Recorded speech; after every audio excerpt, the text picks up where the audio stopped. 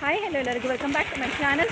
So ಇವಾಗ ನಾನು ಅತ್ತಿಗೆ ಅಣ್ಣನ ಮಗ ದಾವಣಗೆರೆ ಜಾತ್ರೆಗೆ ಹೋಗ್ತಾ ಇದ್ದೀವಿ.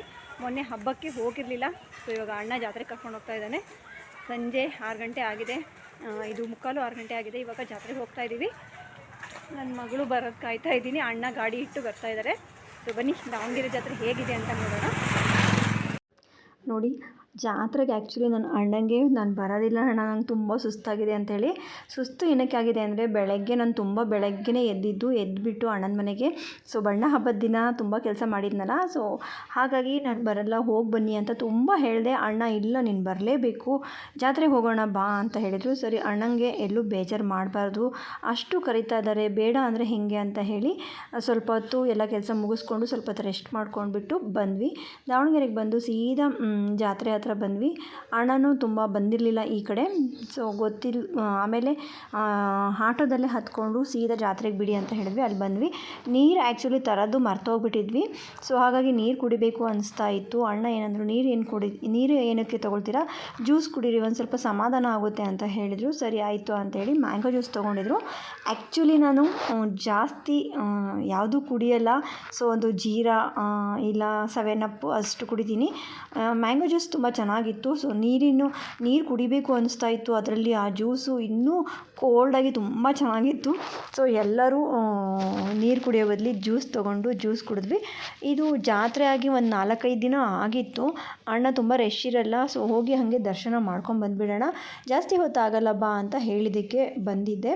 ಸೊ ಇಲ್ಲಿ ಬಂದಾದಮೇಲೆ ಗೊತ್ತಾಯಿತು ಎಷ್ಟು ರಶ್ ಇದೆ ಅಂತ ಹೇಳಿ. ಅಣ್ಣನೂ ಅಂತಿದ್ರು, ಏನಪ್ಪ ಇದು ಇಷ್ಟು ರಶ್ ಇದೆ, ನಾನೆಲ್ಲೋ ಏನು ರಶ್ ಇರಲ್ಲ ಅಂದ್ಕೊಂಡು ಬಂದೆ ಅಂತ ಅಂದರು.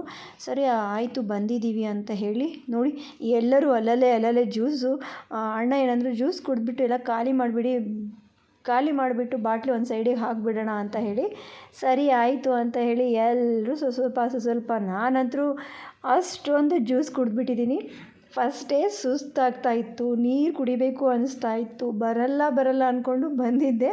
ಜ್ಯೂಸ್ ಸಿಕ್ಕಿದ್ದೆ ಕೋಲ್ಡಾಗಿತ್ತು, ತುಂಬ ಚೆನ್ನಾಗಿತ್ತು. ಮ್ಯಾಂಗೋ ಫ್ಲೇವರ್ ಕೂಡ ಕುಡ್ದಿದ್ದು. ಆಮೇಲೆ ಜಾತ್ರೆಯಲ್ಲಿ ನೀವು ಏನು ತೊಗೊಳ್ಳಿ ಬಿಡಲಿ, ಹೆಣ್ಮಕ್ಳು ಪ್ರತಿಯೊಂದು ನೋಡಬೇಕು. ಸೊ ತೊಗೊಳ್ತಾರೋ ಬಿಡ್ತಾರೋ ಅದು ಒಂದು ಕಡೆ, ಪ್ರತಿಯೊಂದು ನೋಡಬೇಕು. ನನಗೆ ಕೋಪ ಬರ್ತಾಯಿತ್ತು.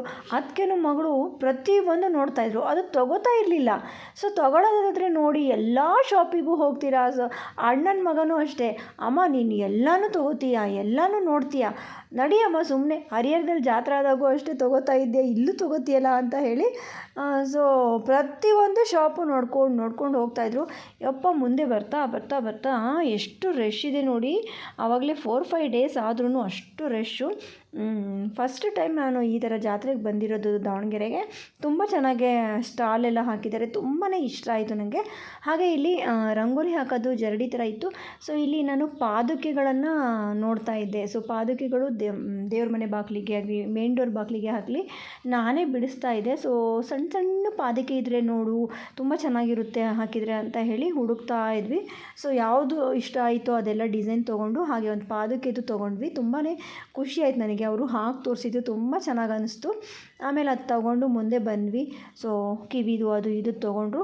ಆಮೇಲೆ ದೇವಸ್ಥಾನದ ಆವರಣ ಹತ್ರ ಬಂದ್ವಿ. ಎಷ್ಟು ಚೆನ್ನಾಗಿ ಅಲಂಕಾರ ಮಾಡಿದ್ದಾರೆ ಅಂದರೆ ನಿಜ ನಾನು ತುಂಬ ಶಾಕ್ ಆಗಿಬಿಟ್ಟೆ, ಅಷ್ಟು ಚೆನ್ನಾಗಿ ಮಾಡಿದ್ದಾರೆ. ಒಳಗಡೆ ಹೋಗ್ತಾ ಅಂತೂ ಎಷ್ಟು ಖುಷಿ ಆಯಿತು. ಆ ಲೈಟಿಂಗ್ಸು, ಆ ಮಂಟಪ, ಆ ಕಲರು, ಗೋಲ್ಡನ್ ಕಲರು, ಅಲ್ಲಿ ಶಿಲೆಗಳು ಎಷ್ಟು ಚೆಂದ ಮಾಡಿದ್ದಾರೆ. ಆಮೇಲೆ ಒಂದೇನಪ್ಪ ಅಂದರೆ ಇಲ್ಲಿ ದೇವಸ್ಥಾನಕ್ಕೆ ಹಿಂಗೆ ಹೋದ್ವಿ ಹಿಂಗೆ ಬಂದ್ವಿ ಅನ್ನೋಂಗಿಲ್ಲ, ತುಂಬ ರಶ್ ಇತ್ತು. ಯಪ್ಪ ದೇವಸ್ಥಾನದಲ್ಲಿ ಬಂದಿದ್ದೀವಿ, ದರ್ಶನ ಮಾಡ್ತೀವೋ ಇಲ್ಲೋ ಅಂದ್ಕೊಂಡು ಅಷ್ಟು ರಶ್ಶು. ಸೊ ಫಸ್ಟ್ ಇವೆಲ್ಲ ರೆಡಿ ಮಾಡಿದರು, ಅಲಂಕಾರ ಮಾಡಿದರು, ನೋಡಿದ್ವಿ. ತುಂಬಾ ಖುಷಿ ಆಯಿತು ನನಗಂತೂ. ನೋಡಿ ದೇವರಿಗೂ ಮೂರ್ತಿನ ಕೂಡಿಸಿದ್ದಾರೆ, ತುಂಬ ಇಷ್ಟ ಆಯಿತು. ಸೈಡೊಂದು ದೇವರು, ಇಲ್ಲೊಂದು ದೇವರು ಎಲ್ಲ ಕೂಡಿಸಿದ್ದಾರೆ. ಸೊ ಮತ್ತು ದೇವಸ್ಥಾನ ಸ್ವಲ್ಪ ಮುಂದೆ ಹೋದರೆ ದೇವಸ್ಥಾನ ಇದೆ. ಸೊ ದೇವಸ್ಥಾನಕ್ಕೂ ಹೋಗಿ ದರ್ಶನ ಮಾಡ್ಕೊಂಡ್ವಿ. ಬಟ್ ದೇವಸ್ಥಾನದ್ದು ನಾನು ವೀಡಿಯೋ ಮಾಡ್ಕೊಳಕ್ಕಾಗಿಲ್ಲ, ಯಾಕಂದರೆ ತುಂಬ ರಶ್ ಇತ್ತು. ಹಾಗಾಗಿ ದೇವಸ್ಥಾನಕ್ಕೆ ಹೋಗಿ ದರ್ಶನ ಮುಗಿಸ್ಕೊಂಡು ಮತ್ತೆ ಹೊರಗಡೆ ಬಂದ್ವಿ. ಸೊ ಹೊರಗಡೆ ಬಂದು ಸ್ವಲ್ಪ ವೀಡಿಯೋ ಮಾಡ್ಕೊಂಡ್ವಿ. ನೋಡಿ ಎಷ್ಟು ಜನ ಇದ್ದಾರೆ. ಸೊ ಆ ಕಡೆ ಲೈನು ಹತ್ತಿ ಇದೆ ಅಂದರೆ ದೇವಸ್ಥಾನಕ್ಕೆ ಅಷ್ಟು ಕ್ಯೂ ಇದೆ. ಯಪ್ಪ ನೋಡೇ ಸಾಕಾಯಿತು ನನಗೆ.